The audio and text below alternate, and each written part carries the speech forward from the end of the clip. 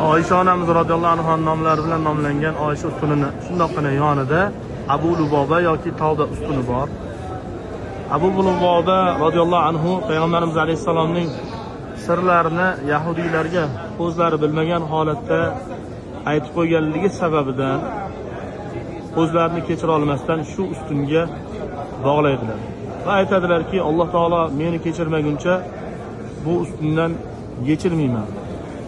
Payg'ambarimiz sollallohu alayhi vasallam bu hodisani eshitadilar va aytadilar, agar Abu Luboba kelib mendan kechirim so'raganda kechirgan bo'lardim, lekin shuni qasd qilibdimi, demak Alloh taolo uni kechirmaguncha shu yerda qola qolsin dedilar.